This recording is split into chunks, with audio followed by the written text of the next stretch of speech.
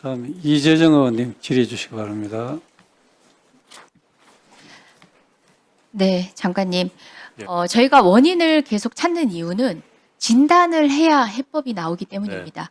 저희가 뭐 저녁 한 끼 먹는다고 진짜 소주 한 잔 한다고 이런 문제가 해결되는 게 아니잖아요. 원인을 찾아서 그 원인을 제거하거나 원인에 대한 우려를 불식시키는 게 이유라고 생각합니다. 네. 그래서 여러 가지 근거를 토대로 합리적 추론을 통해서 핵과 관련돼 있지 않느냐.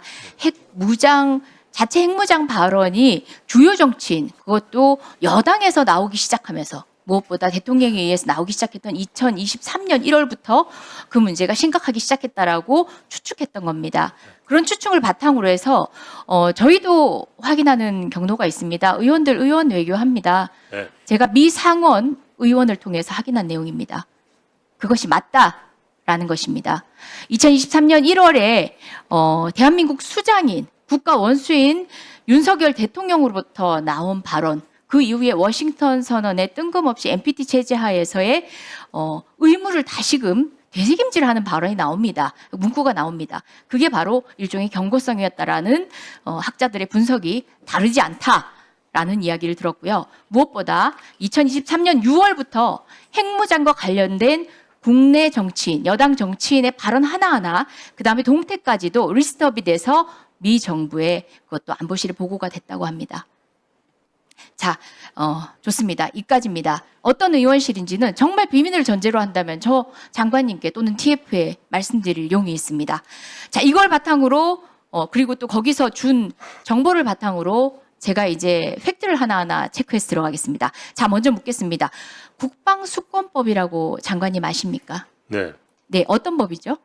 매년 그 세출 예산 법안이 국방 세출 예산에 관한 법안으로 알고 있습니다. 네, 세출 예산뿐만 아니라 팔로시, 그러니까 정책도 들어가고 네. 심지어 법안을 어멘드도 하는, 그러니까 개정도 하는 그런 것들입니다. 그래서 미국의 대외 군사 전략의 틀을 제공하고 한일 등 동맹국에 대한 뭐 방위 정책이라든지 주한미군 문제, 대북 확장 억제 전략 이런 것들 다 들어가는 군사적 전략의 총체이기 때문에 이 부분에 있어가지고 대한민국 정부는 누구보다 예민하고 또 그것들이 하원 통과되고 그리고 또 상하원 조정위원회 통과되고 최종적으로 보통 12월께 통과되죠. 네. 예, 그렇게 통과되는 그때까지도 그 내용을 신경 써야 됩니다.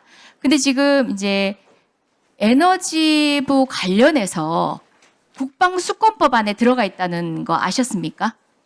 보고받았습니다.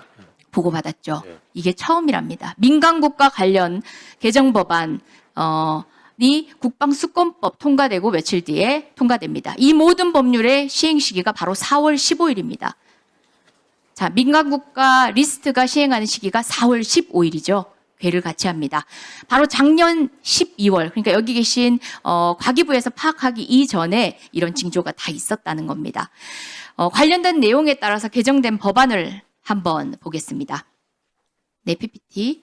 네. 네. 현행 법안이 왼편이고요. 개정안이 오른편입니다. 현행 법안은 관련해서 에너지부 장관은 이렇게 해서 할 수 있는 권한을 줍니다. 신원조사 등의 이제 다양한 권한을 행사합니다. 개정안에는 The Administrator라고 돼 있는데 이게 뭐냐면 National Nuclear Security Administration 국가 핵안보국의 수장을 이야기합니다. 자, 국가 핵안보국은 어디에 소속된 건지 아십니까? 에너지부입니다. 맞습니다. 에너지부 안에 있습니다. 근데 저희가 보통 그렇게 얘기합니까? 아니, 외교부 장관이 있는데 외교부 장관 아래에 있는 별도의 장에게 어떤 권한을 주는 게 좀 쉽지 않거든요. 자, 왜 국가 핵안보국 수장에게도 이 권한을 주지? 하던 차에 적용시설과 관련해서 구체화시킨 내용을 보면 점점 더 이해가 됩니다. 자, 적용시설이 지금도 계속 우리가 민간국가 리스트 얘기하면서 NSL, 국가안보연구소의 출입에 대한 얘기만 계속 하고 있습니다. 그런데 이미 2024년 12월 통과되고 올해 4월 15일 리스트와 같이 발효되는 여기서는 핵무기 생산 및 연구시설과 관련 기술 보유시설도 그 적용이 됩니다. 다시 말해서 핵무기 생산시설 그리고 해군 원자력 추진 관련 부지까지도 출입통제에 해당이 됩니다. 허필 핵입니다. 자, 다시 국방수권법으로 돌아가겠습니다. 아까도 제가 말씀드렸지만 이렇게 에너지부 민간 국가의 보안 강화와 관련된 규정은 이전에는 국방수권법에는 없던 조항입니다.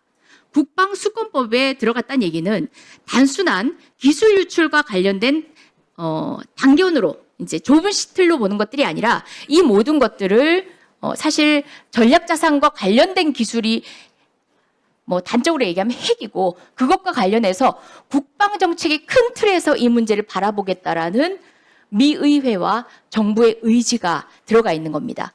어떻게 생각하십니까? 민간 국가 리스트 자체가 국가 안보를 목적이 제일 큰 대전제이기 때문에 전 뭐 자연스러운 거라고 생각합니다. 네. 뭐 특별하게 비단 에너지부의 리스트가 아니라는 데 핵심이 있습니다. 이 관련 규정들을 보면요. 이것과 정보를 공유하는 부처가 어디냐면요. DOD, 국방부죠.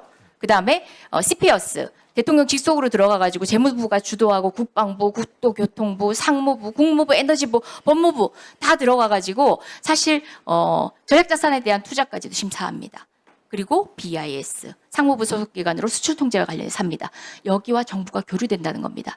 민간 국가 리스트 분명히 지정권자가 다르긴 하지만 국방부에도 있습니다. 그 민간 국가 리스트는 서로가 정보를 공유하고 사실상 이 리스트가 저쪽에 참조된다는 게 통상의 견해입니다. 다시 이야기해서 에너지부의 리스트에 그치는 것들이 아니라 어떻게 보면 윤석열 대통령의 직무가 정지되지 않았다면 자체 핵무장을 주구장창 주장해야 되는 국가 원수가 있는 대한민국은 그 어떤 방식의 제재를 또 당했을지 모른다는 겁니다. 그렇게 되고 나면 어떻게 되는 줄 알아요?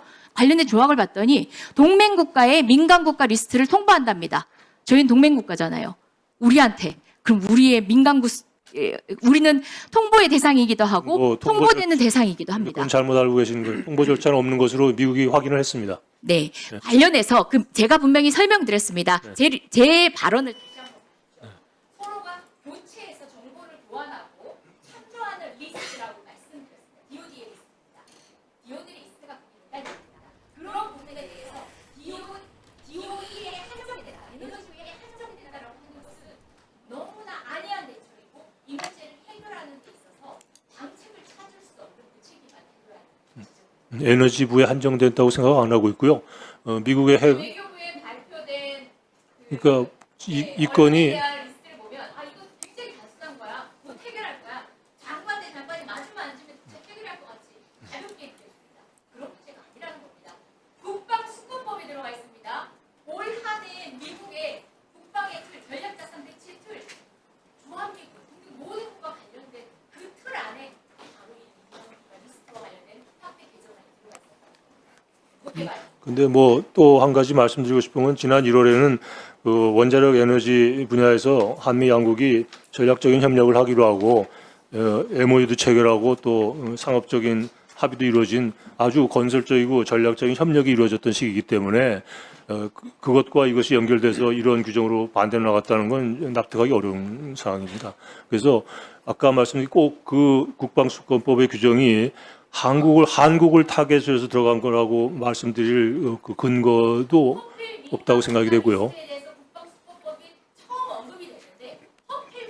글쎄 뭐 우연의 일치도 있겠지만 하여간 무겁게 보고 있습니다. 가볍게 보고 있지 않습니다. 예. 수고하셨습니다.